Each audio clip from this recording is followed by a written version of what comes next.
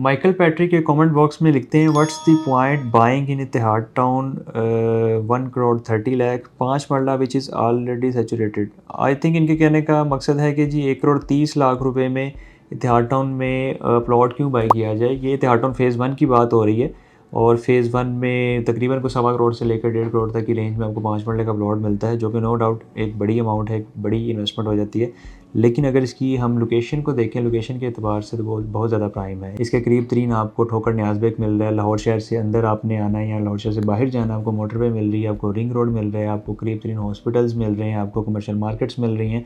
तो जब इतनी प्राइम लोकेशन होगी तो खुद ब खुद उसकी प्राइस इंक्रीज़ करेगी। इवन कि यहाँ पे जब बुकिंग आज से कोई 3-4 साल पहले लॉन्च की गई तो 60-65 लाख रुपए में 5 मरला था। उस वक्त भी लोग समझते थे कि बहुत ज़्यादा प्राइस है, लेकिन वो इंक्रीज़ होते होते गेन करते करते इस वक्त 1.25 करोड़ से 1.5 करोड़ तक की रेंज में आ गई है। लेकिन मुझे ये लगता है कि इसकी जो प्राइस है तकरीबन को 2 करोड़ तक ज़रूर जाएगी। उसमें थोड़ा सा टाइम लगेगा, लेकिन ये 2 करोड़ के फिगर को टच करेगी क्योंकि इसकी लोकेशन बहुत ज़्यादा प्राइम है। इसमें काफ़ी ज़्यादा कमर्शियल मार्केट्स भी आ गई हैं। इवन कि यहाँ पे मैकडॉनल्ड्स, KFC, अल-फतेह और बड़े बड़े कैश एंड कैरी स्टोर्स और मल्टी नेशनल ब्रांड्स भी आ चुके हैं। तो ये प्राइस एटलीस्ट ये 2 करोड़ तक जाएगी। अभी भी इसमें यानी कि अगर कोई इन्वेस्ट करके अच्छा गेन हासिल करना चाहता है तो 1 डेढ़ साल 2 साल की इन्वेस्टमेंट में एक अच्छा प्रॉफिट इनको हो सकता है। मीनवेल घर बनाने के एतबार से तो बहुत ज़्यादा प्राइम लोकेशन है।